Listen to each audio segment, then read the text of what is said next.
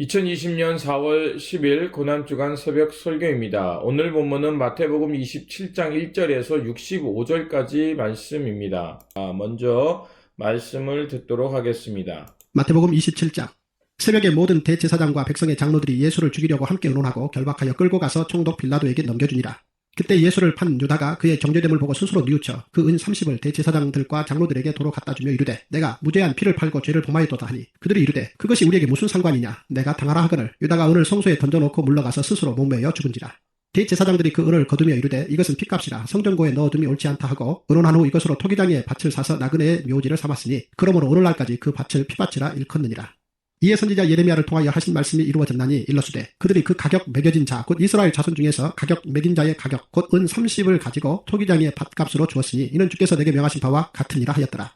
예수께서 총독 앞에 섰음에 총독이 물어 이르되 내가 유대인의 왕이냐? 예수께서 대답하시되 내 말이 옳도다 하시고 대제사장들과 장로들에게 고발을 당하되 아무 대답도 아니하시는지라. 이에 빌라도가 이르되 그들이 너를 쳐서 얼마나 많은 것으로 증언하는지 듣지 못하느냐 하되 한마디도 대답하지 아니하시니 총독이 크게 놀라워하더라. 명절이 되면 총독이 무리의 청원대로 죄수 한 사람을 놓아주는 전례가 있더니 그때 바라바라 하는 유명한 죄수가 있는데 그들이 모였을 때 빌라도가 물어 이르되 너희는 내가 누구를 너희에게 놓아주기를 원하느냐? 바라바냐 그리스도라 하는 예수냐 하니 이는 그가 그들의 시기로 예수를 넘겨준 줄 알미더라. 총독이 재판석에 앉았을 때에 그의 아내가 사람을 보내어 이르되 저 옳은 사람에게 아무 상관도 하지 마옵소서. 오늘 꿈에 내가 그 사람으로 인하여 애를 많이 태웠나이다 하더라. 대제사장들과 장로들이 무리를 권하여 바라바를 달라 하게 하고 예수를 죽이자 하게 하였더니 총독이 대답하여 이르되 둘 중에 누구를 너희에게 놓아주기를 원하느냐? 이르되 바라바로소이다. 빌라도가 이르되 그러면 그리스도라 하는 예수를 내가 어떻게 하랴? 그들이 다 이르되 십자가에 못 박혀야 하겠나이다. 빌라도가 이르되 어찌미냐 무슨 악한 일을 하였느냐? 그들이 더욱 소리질러 이르되 십자가에 못 박혀야 하겠나이다 하는지라. 빌라도가 아무 성과도 없이 도리어 밀란이 나려는 것을 보고 물을 가져다가 무리 앞에서 손을 씻으며 이르되 이 사람의 피에 대하여 나는 무죄하니 너희가 당하라. 백성이 다 대답하여 이르되 그 피를 우리와 우리 자손에게 돌릴지어다 하거늘. 이에 바라바는 그들에게 놓아주고 예수는 채찍질하고 십자가에 못 박히게 넘겨주니라. 이에 총독의 군병들이 예수를 데리고 관정 안으로 들어가서 온 군대를 그에게로 모으고 그의 옷을 벗기고 홍포를 입히며 가시가루를 엮어 그 머리에 씌우고 갈대를 그 오른손에 들리고 그 앞에서 무릎을 꿇고 희롱하여 이르되 유대인의 왕이여 평안할지어다 하며 그에게 침뱉고 갈대를 빼앗아 그의 머리를 치더라. 희롱을 다한 후 홍포를 벗기고 도로 그의 옷을 입혀 십자가에 못 박으려고 끌고 나가니라. 나가다가 시몬이란 구레네 사람을 만나매 그에게 예수의 십자가를 억지로 지워 가게 하였더라. 골고다 즉 해골의 곳이라는 곳에 이르러 쓸개탄 포도주를 예수께 주어 마시게 하려 하였더니 예수께서 맛보시고 마시고자 하지 아니하시더라. 그들이 예수를 십자가에 못 박은 후에 그 옷을 제비 뽑아 나누고 거기 앉아 지키더라. 그 머리 위에 이는 유대인의 왕 예수라 쓴 죄표를 붙였더라. 이때 예수와 함께 강도 둘이 십자가에 못 박히니 하나는 우편에 하나는 좌편에 있더라. 지나가는 자들은 자기 머리를 흔들며 예수를 모욕하여 이르되 성전을 헐고 사흘에 짓는 자여 내가 만일 하나님의 아들이여든 자기를 구원하고 십자가에서 내려오라 하며 그와 같이 대제사장들도 서기관들과 장로들과 함께 희롱하여 이르되 그가 남은 구원하였으되 자기는 구원할 수 없도다. 그가 이스라엘의 왕이로다. 지금 십자가에서 내려올지어다. 그리하면 우리가 믿겠노라. 그가 하나님을 신뢰하니 하나님이 원하시면 이제 그를 구원하실지라. 그의 말이 나는 하나님의 아들이라 하였도다 하며 함께 십자가에 못 박힌 강도들도 이와 같이 욕하더라. 제6시로부터 온 땅에 어둠이 임하여 제9시까지 계속되더니 제9시쯤 예수께서 크게 소리질러 이르시되 엘리 엘리 라마 사막다니 하시니 이는 곧 나의 하나님 어찌하여 나를 버리셨나이까 하는 뜻이라.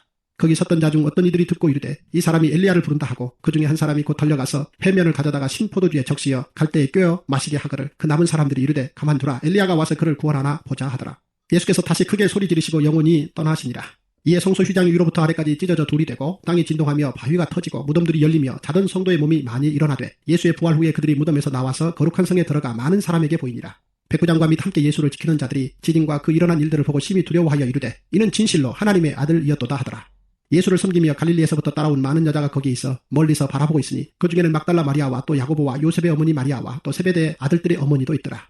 저물었을 때 아리마대의 부자 요셉이라 하는 사람이 왔으니 그도 예수의 제자라. 빌라도에게 가서 예수의 시체를 달라 하니 이에 빌라도가 내주라 명령하거늘 요셉이 시체를 가져다가 깨끗한 세마포로 싸서 바위 속에 판 자기 새 무덤에 넣어두고 큰 돌을 굴려 무덤 문에 놓고 가니 거기 막달라 마리아와 다른 마리아가 무덤을 향하여 앉았더라. 그 이튿날은 준비일 다음 날이라. 대제사장들과 바리새인들이 함께 빌라도에게 모여 이르되 주여 저 속이던 자가 살아있을 때에 말하되 내가 사흘 후에 다시 살아나리라 한 것을 우리가 기억하노니 그러므로 명령하여 그 무덤을 사흘까지 굳게 지키게 하소서. 그의 제자들이 와서 시체를 도둑질하여 가고 백성에게 말하되 그가 죽은 자 가운데서 살아났다 하면 후에 속임이 전보다 더 클까 하나이다 하니 빌라도가 이르되 너희에게 경비병이 있으니 가서 힘대로 굳게 지키라 하거늘 그들이 경비병과 함께 가서 돌을 임복하고 무덤을 굳게 지키니라. 27장은 예수님에 대한 허위 재판 그리고 죽음에 관한 말씀입니다. 27장도 상당히 긴 말씀이기 때문에 세 가지 부분으로 요약하려고 합니다. 첫 번째 부분은 빌라도에게 넘겨진 예수님과 은 30냥에 대해서 말하고자 합니다. 대제사장과 장로들은 예수님을 사형에 처할 것을 가결하고 총독에게 넘겨줍니다. 예수님의 제목은 신성모독이었습니다. 즉 예수님께서 행하셨던 성전체제 비판 때문입니다. 사실 이 일은 매우 위험한 일이었습니다. 성전 정화에 관련 것은 곧 그 성전 중심으로 힘을 갖고 있는 이들에 대한 도전이었기 때문입니다. 그렇다면 예수님은 왜 이 금기 영역에 도전하셨을까요? 종교적 기득권자들은 자신들이 가지고 있던 특권을 갖고 오히려 백성들을 더 어렵게 만들었기 때문입니다. 그래서 주님께서는 종교의 참 정신, 불의를 바로잡고 율법과 성전은 본래의 목적이 무엇인가를 전하고자 했던 것입니다. 율법과 성전은 하나님의 백성들로 하여금 죄에서 떠나게 하고 진리를 따라 사는 거룩한 백성을 만들기 위한 것입니다. 하지만 어둠은 그 실체가 드러나는 것을 두려워하듯이 그들은 자신들이 가진 힘을 동원해서 하나님 나라의 도래를 막고자 했던 것입니다. 부패한 권력은 결국 하나님의 아들인 예수님을 허위 재판에 넘기고 결국 총독에게 끌려가 사형을 언도하도록 압력을 넣은 것입니다. 예수님이 유죄 판결을 받게 되자 가룟 유다는 후회합니다. 그리고 은 30냥에 예수님을 배반했다는 그 죄책감 때문에 은 30냥을 종교 지도자들에게 돌려주라 합니다. 하지만 종교 지도자는 그 돈을 받지 않습니다. 그러자 유다는 그 돈을 성전에 던져놓고 스스로 목을 메어 죽었다라고 성경은 전합니다. 그런데 우리가 좀 유의해 볼 것은 유다가 후회한 은 30냥을 가지고 그것을 어떻게 사용했는지가 6절과 7절에 나옵니다. 은 30냥을 그들이 돌려받게 되자 이렇게 얘기합니다. 대제사장들이 그 은을 거두어 가로되 이것은 핏값이라 성전구에 넣어둠이 옳지 않다 하고 은언한 후에 이것으로 토기장의 밭을 사서 나그네의 묘지를 삼았으니. 이 말씀은 결국 그들의 행위가 억울한 피를 흘리게 한 부정한 돈이라는 것을 알았다는 것입니다. 그래서 그 돈으로 하나님의 성전에 놓을 수 없게 되자 토기장의 밭을 사서 나그네들, 이름 없는 자들의 묘지를 만든 겁니다. 그들의 힘과 권력을 갖고 부정한 일에 사용했음을 인정하는 것입니다. 하나님께서 우리에게 주신 힘이나 권력 혹은 특권은 결국 약자를 보호하고 하나님 나라의 의를 세우는 것, 즉 생명을 돌보는 데 사용해야 한다는 것입니다. 예수님의 삶은 하나님의 말씀과 은총의 특권을 갖고 불의를 심판하시며 하나님의 거룩한 백성을 살도록 인도하는 것이었습니다. 그래서 예수님의 십자가는 이 세상에 하나님의 공의가 무엇인지를 드러내는 나침판과도 같은 것입니다. 가룟 유다의 죽음과 대제사장들의 말은 무지한 피를 흘리게 한 타락의 권력이 어떠한 모습인가를 말하고 있는 것입니다. 우리는 알아야 합니다. 그들이 비록 유다의 돈을 받지 않고 그 돈을 토기장이의 밭을 사서 이름 없는 자의 묘지를 만들었지만 그래서 그들의 어쩌면 그들의 모습을 후회했는지 모릅니다. 유다도 자기의 죄책감 때문에 자결했습니다. 그런데 후회와 회개는 다른 것입니다. 회개는 하나님 앞에서 자신의 죄를 깨닫고 깨닫는 것으로 끝나는 것이 아니라 삶의 방향을 돌이켜서 하나님 나라의 거룩한 삶으로 사는 것입니다. 즉 하나님이 원하시는 참된 열매, 하나님 나라의 의와 생명, 평화를 향해 살아가는 것입니다. 두 번째로 빌라도 앞에서 재판과 예수님의 처형입니다. 예수님은 마침내 종교 제자들의 음모에 의해서 빌라도에게 넘겨주셨습니다. 그들은 예수님의 죄목을 이렇게 얘기합니다. 누가복음 23장 2절과 5절에 보면 예수님이 고발된 기소 내용이 나옵니다.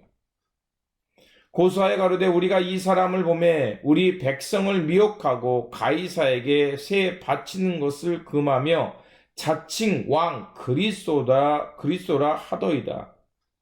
5절에 누가복음 24장 5절입니다. 무리가 더욱 굳세게 말하되 저가 온 유대에 가르치고 갈릴리에서부터 시작하여 여기까지 와서 백성을 소동케 하나이다. 예수님의 제목은 이겁니다.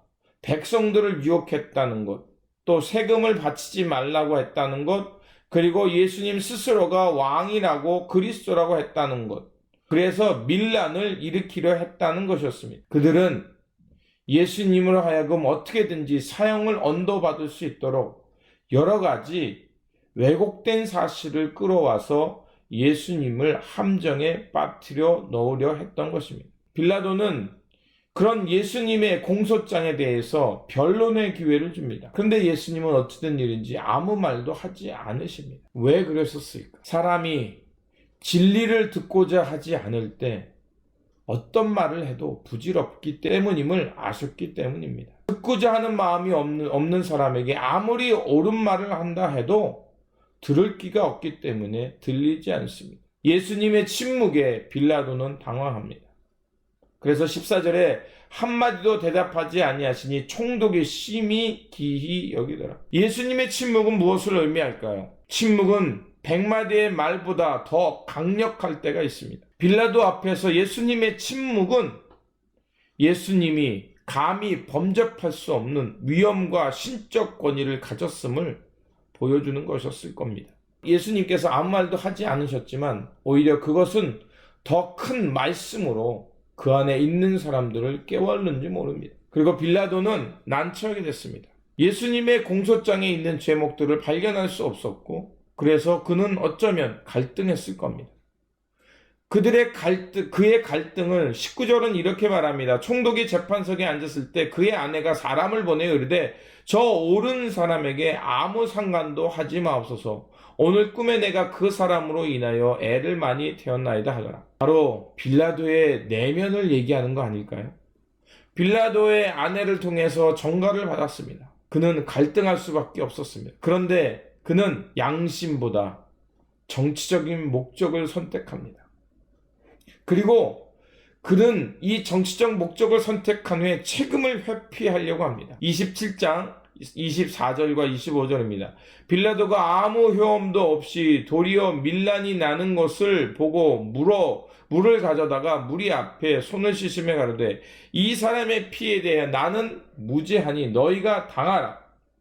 백성이 다 대답하여 가로되 그 피를 우리와 우리 자손에게 돌릴지어다 하거늘.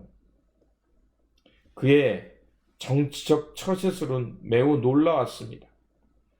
자기는 정치적인 유익은 얻고 그리고 책임은 유다 사람들에게 돌립니다.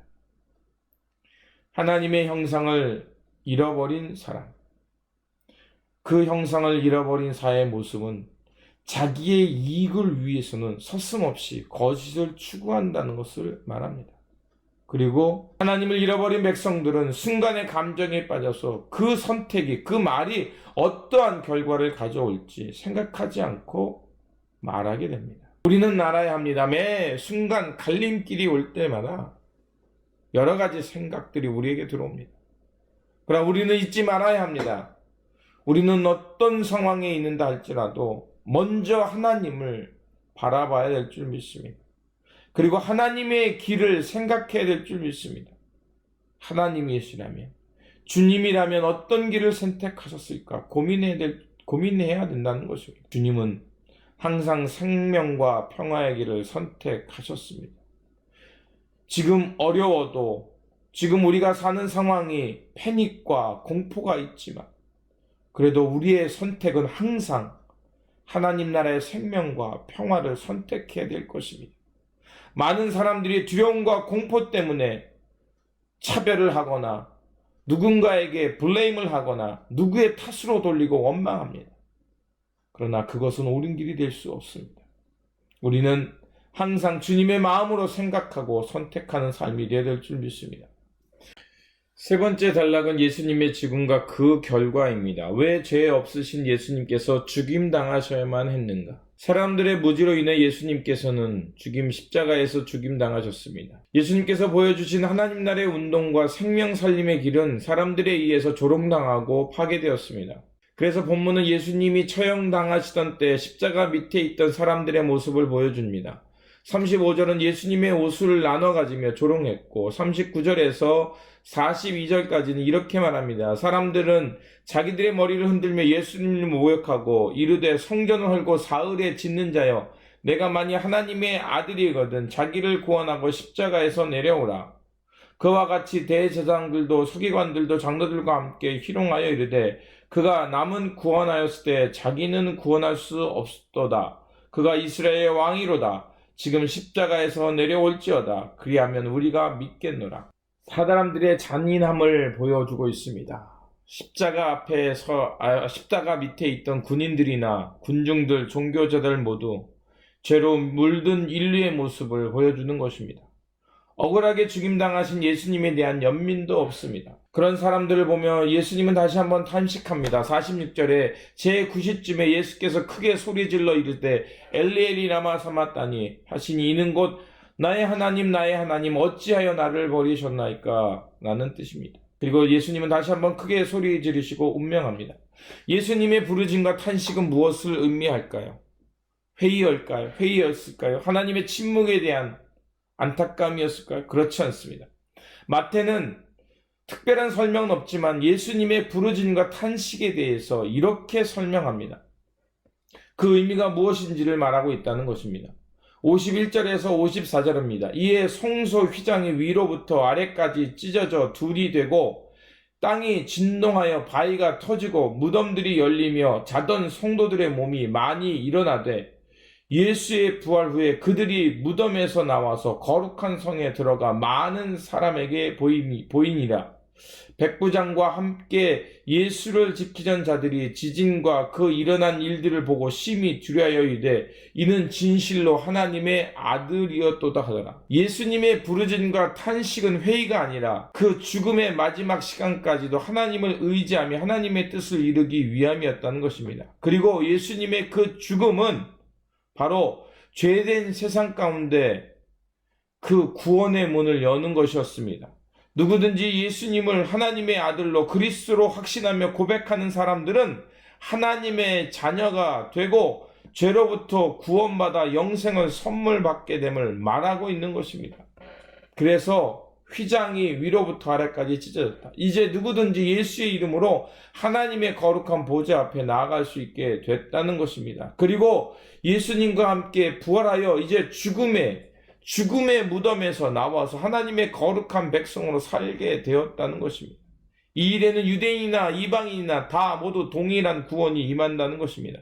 그래서 백부장과 그와 함께 있던 자들이 그들이 예수님의 이 죽음을 보고 하나님의 아들이었도다라고 고백하는 것입니다. 바로 예수님의 죽음은 억울하게 죽임을 당하신 예수님은 구원의 문을 여시는 길이었다는 것입니다.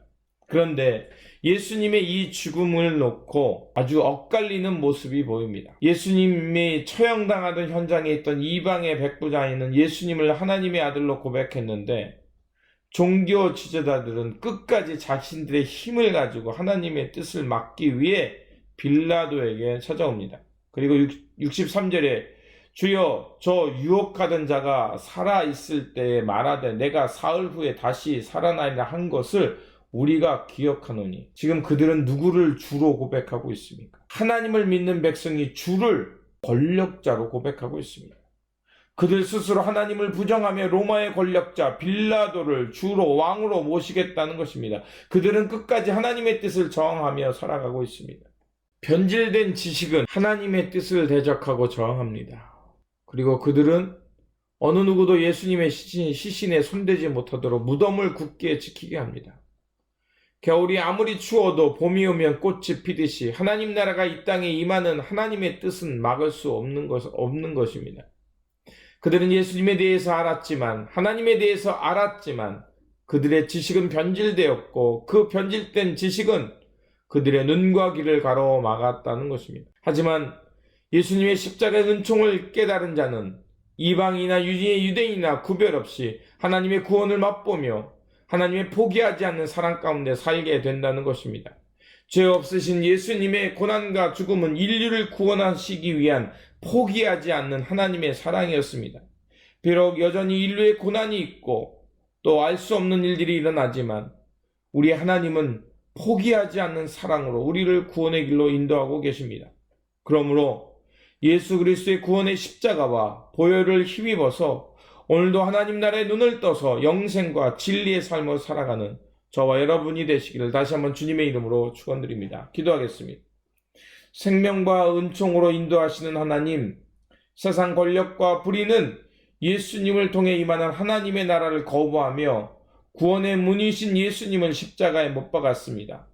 처음에는 세상 불의가 승리한 듯 하였지만 예수님의 십자가와 보혈은 인류 구원하시는 하나님의 구원의 사건은 막을 수 없음을 깨달았습니다. 주님, 이 구원과 생명의 십자가를 통해 하나님의 생명과 자비하심의 눈을 뜨게 하시고 그래서 예수 그리스도 안에서 새로운 피조물로 거듭나서 우리 가운데 임하시는 하나님의 나라를 맛보며 생명과 진리의 길을 걷는 부활의 성도들 되게 하여 주시옵소서. 우리 구주 예수 그리스도의 이름으로 기도드립니다. 아멘. 오늘도 이 십자가의 권능 속에 살아가시며 생명과 하나님의 부활의 삶을 살아가는 여러분 가운데 하나님의 평안과 하나님의 지키심과 인도하심이 늘 함께 하시길 다시 한번 주님의 이름으로 축원드립니다. 아멘.